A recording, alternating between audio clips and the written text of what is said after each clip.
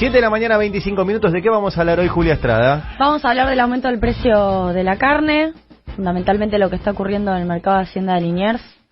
Y bueno, ¿qué está pasando? ¿Qué explica este aumento? ¿O qué cosas no explican el aumento, pero el aumento está ahí? Sí. Y vamos a explorar este mercado de Liniers que tiene consignatarios, adivinen, concentrados. No. Consignatarios son los que transaccionan, los que participan en este mercado. 5 grupos, básicamente, o 5 grandes consignatarios.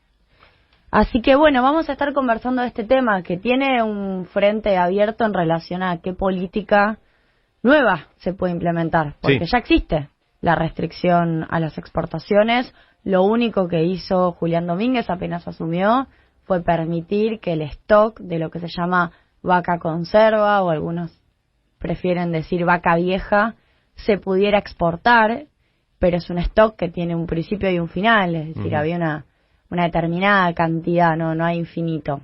Claro. En esto es como dijo Cristina, el campo no es un geriátrico.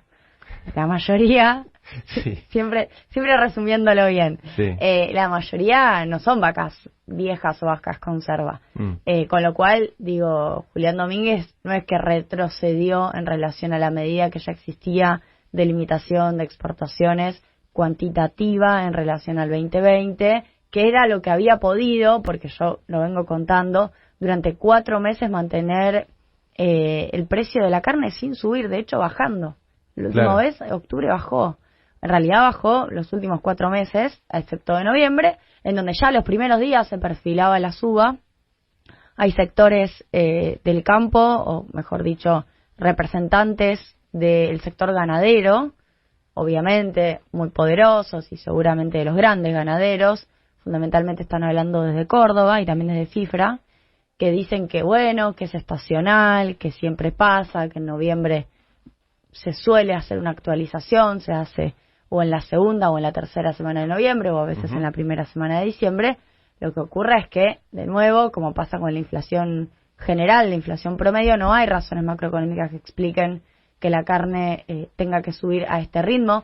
Hacienda está subiendo 27%, en realidad termina dando casi 30%. Estuve recolectando precios, la media res, digo, para frigoríficos que le están vendiendo a las carnicerías de la zona sur de nuestro conurbano, está aumentando desde 395 pesos el kilo la media res, digo, a un carnicero. Le pasó de valer 395 pesos la media res a fin de octubre a valer hoy 520 pesos la media res. Para el carnicero el aumento es del 31% del costo de la media res y tiene que elegir si traslada o no traslada. Así que bueno, vamos a estar conversando de este tema que obviamente es relevante porque la inflación obviamente está alta, pero venía con una proyección de estar más baja que octubre, se estima cerca de un 3%. Octubre fue 3.5, pero si la carne sube y la carne representa casi el 15%, depende, digamos, qué estimación, pero entre el 7 y el 15% va a empujar para arriba. Bueno, vamos a conversar como en Netflix, el episodio anterior, ¿qué pasó en el episodio anterior? Previously. Con Julia Estrada. En los precios de la carne en Argentina. Veníamos con una saga que era bastante copada, o sea, habíamos logrado que en 4 meses bajara 3% el precio de la carne, obviamente, y hay que decirlo, con un costo político que estaba ahí, que el gobierno pagó por la limitación de las exportaciones, limitación de las exportaciones que, por cierto, terminó siendo el plan B, porque el plan A había sido acordar de palabra, porque nunca se firmó nada, pero acordar con el sector ganadero allá por febrero del 2021 de este año, que no subiera los precios. Eso no ocurrió. Subieron en febrero, marzo, en abril, en mayo, hasta que el 20 de mayo se puso esta limitación. Lo que está ocurriendo ahora es que octubre venía en descenso, había una estabilidad en el precio de Hacienda. Yo te escuché, Ari, que ayer lo dijiste, vamos a repetirlo. La cadena de valor tiene el precio de ganado en pie como el precio más importante, que efectivamente es un costo para las carnicerías, o se constituye como costo, cuando se transforma luego de la faena en el precio de la media res, que es fundamentalmente lo que compra el carnicero, y esa media res es luego digamos, es lo que forma el precio de los cortes que compramos en la carnicería. Bien, entonces fundamentalmente solemos mirar esos 3 precios o esas 3 partes de la cadena, que es el ganado en pie, que tiene una comercialización en el mercado de Hacienda de Liniers, que por cierto es privado, fue privatizado allá por el año 1992, como también fueron privatizadas muchas empresas y muchos entes reguladores e incluso disueltas juntas como la Junta Nacional de la Carne, del Trigo, en fin. Un proceso de regulación, es ahí en donde nace el mercado de Liniers, hay que decirlo, que fundamentalmente está administrado por los grandes ganaderos de nuestra pampa húmeda. Uh-huh. Y luego pasamos a la faena, que tiene como protagonista a los actores frigoríficos, que pueden tercerizar o no esa faena, luego el frigorífico hace el envasado, que tienen en muchos casos una conexión tanto aguas arriba con la parte de el ganado en pie, con las grandes haciendas, o pueden tener también una conexión aguas abajo con la comercialización. Hay 2 grandes cadenas de supermercados que tienen frigoríficos en Argentina. Sí. Y luego viene algo que muchos cuestionan, que es la venta de carne fresca en supermercados y al mismo tiempo la venta de carne fresca en carnicerías, ¿no? Uh-huh. El supermercado suele tener, si tiene la integración vertical, más posibilidades de vender carne sin pagar con los costos de esa suba del precio en Hacienda, porque finalmente son formadores de precio, al mismo tiempo están en la ventanilla final de la góndola, pero el carnicero en general paga el costo más alto de la suba del ganado en pie en Hacienda de Liniers y luego tiene que ver cómo hace malabares para no dejar de vender. De hecho, han cerrado carnicerías el año pasado con esta suba fenomenal del precio de la carne porque no han podido vender, y fue una especie de evolución natural darwinista en donde que cierren algunas permitió que las demás sostuvieran un determinado nivel de venta, la que se pudo mantener en pie y de esa manera funcionó con cantidad porque el precio no colaboraba en el caso de la carnicería. Uh-huh. Esto para contar el funcionamiento, porque a veces empezamos a tener confusiones, salen algunos de defensores de la ganadería y te hablan de un precio en particular y lo que importa es la cadena, ¿bien? ¿Qué es lo que está pasando? El precio en Hacienda, que es básicamente el que mencioné, el ganado en pie, puede ser vaca, puede ser novillo, puede ser novillito. Uno puede entrar y ver los precios del mercado de Liniers y se va a encontrar que se vende todo eso. Se vende vaca, se vende vaquillona, se vende novillo, se vende toro, se vende, en fin. Ese precio subió 27% en el mes de noviembre. ¿Bien? ¿Y por qué? Bueno, ahí tenemos el problema. ¿Por qué? Vamos a ver.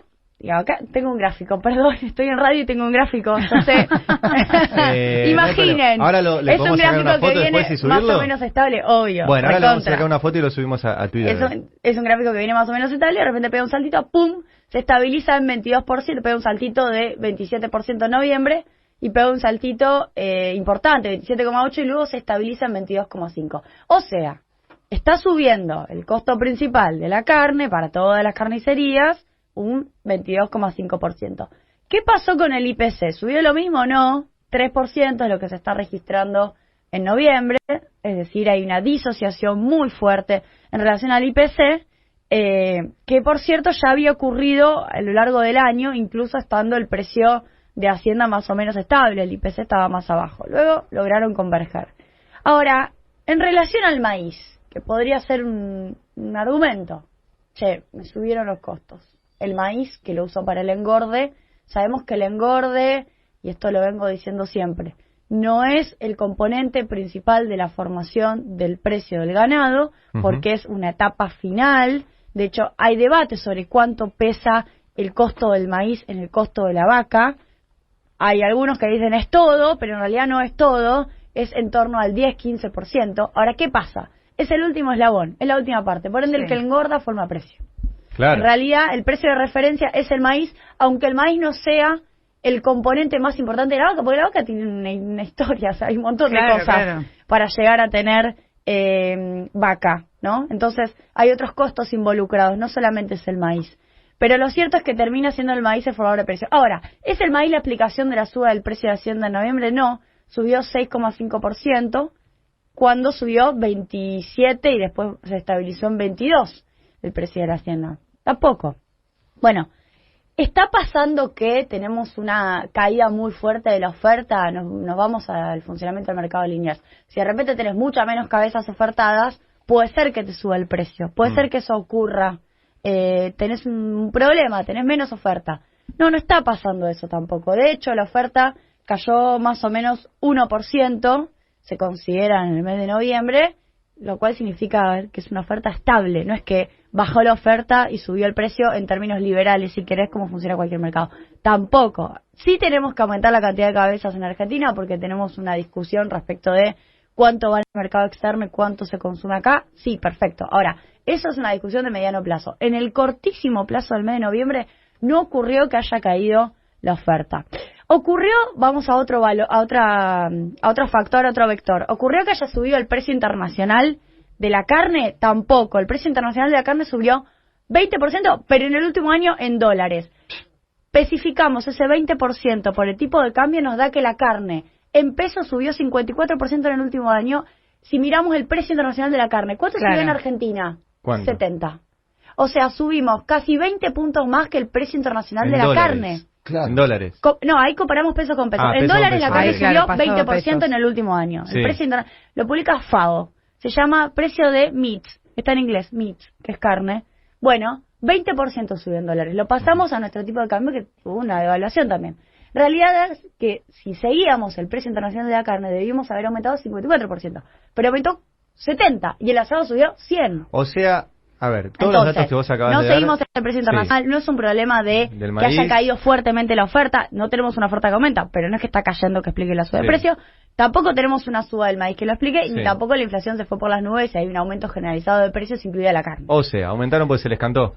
Aumentaron porque hay un grupo de consignatarios, que son básicamente 5, que ahora te los voy a leer, que forman parte del mercado de Liniers, es decir, forman precio en el mercado de Liniers, que subieron los precios. Alza Gonzue y compañía, Colombo y Colombo, Colombo y Magliano, Madelán, Monasterio y Sáez Valiente, Bullrich y compañía. O sea, son los mismos apellidos de hace 200 años. Son patricios. Alza Gonzue, Bullrich, Sáez Valiente. Patricios Bullrich. Sí. Claro. Esos están desde la colonia, Sí. Bueno, son los grandes ganaderos de la Argentina, que por cierto es el sector que ha tenido menos innovación tecnológica. No es lo mismo el agro que la ganadería. Sí. Y te hago una pregunta a todo esto, tenés todos los elementos que muestran que no hay justificación para el aumento, y tenemos esto concentrado en 5 tipos, o sea, 5 firmas.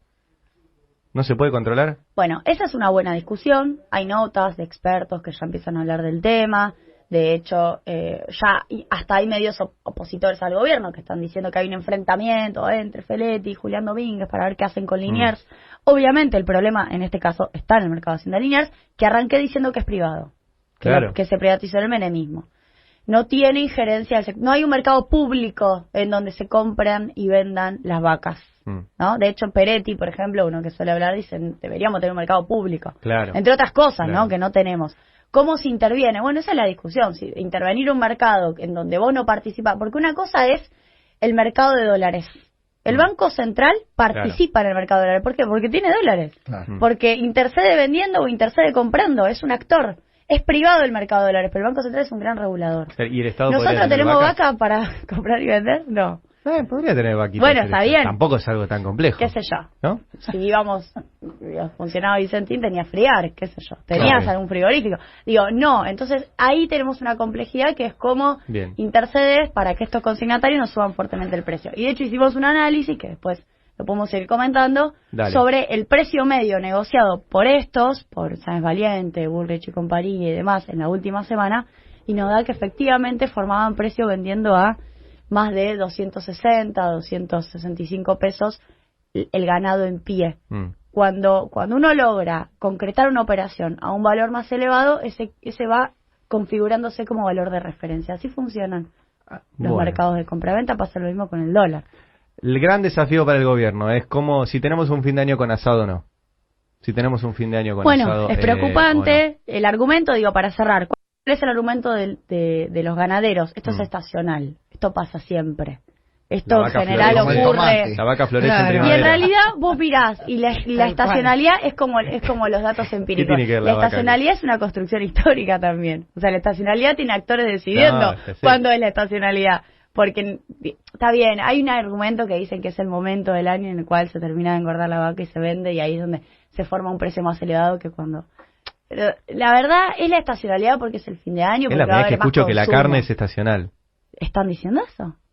Claro, pero no es digamos, no Perdón, es algo pero te lo puedo perdón asegurar. si es un gran desconocimiento mío, para mí no se están, como diría Navarro, tratando de boludos. Una cosa es que el tomate sea estacional. Claro, te dicen... La carne estacional. La naranja es una fruta hay una estacionalidad en la suba del precio de la carne vinculada al mes de noviembre, a fin de mes de noviembre, principio de diciembre, que ocurre. Por ahí de hecho, el año pasado... Mucho desconocimiento de mi parte, pero la vaca subió también en esta fecha. Bueno, lo recordamos. Pero es una 20%. Vaca, no cambia. Pero es voluntad humana. Claro, sí. No, hay una explicación que tiene que ver con el momento en el cual termina el engorde y se vende. Lo que come la vaca por ahí es estacional. Entonces, vos formás precio con la vaca ya engordada, un precio distinto al cual inició el proceso de engorde. ¿Me entendés? Bueno, no, yo entiendo todo. Mirá, yo te voy a leer lo que dice con Inagro. Al no estimular la producción se genera menos oferta de carne y por lo tanto sube de precios. Bueno, parcialmente es cierto. Los feedlots estaban vacíos. Por el otro lado, el efecto de la inflación y la emisión hace que haya más dinero en los bolsillos y por lo tanto más demanda, lo que acentúa el problema. ¿No explica? No explica, es todo por la tangente, pero no termina yendo. Nunca plantaste una vaca, Claro, es eso lo que me... Bueno, sigámosla. Cerremos acá está. Pará, te quiero leer. Federación de Industrias Frigoríficas Regionales de Javier Peralta dijo: todos los años, independientemente de la situación económica o el precio del dólar, la Hacienda ajusta sus valores en base a los costos de engorde. Ahí está el planteo de la estacionalidad. Digo, yo cito a los actores para ser rigurosa. Bueno, la vaca estacional, qué maravilla. A mí me dicen vaca mala. Ok, bueno, 8 y 37, dale.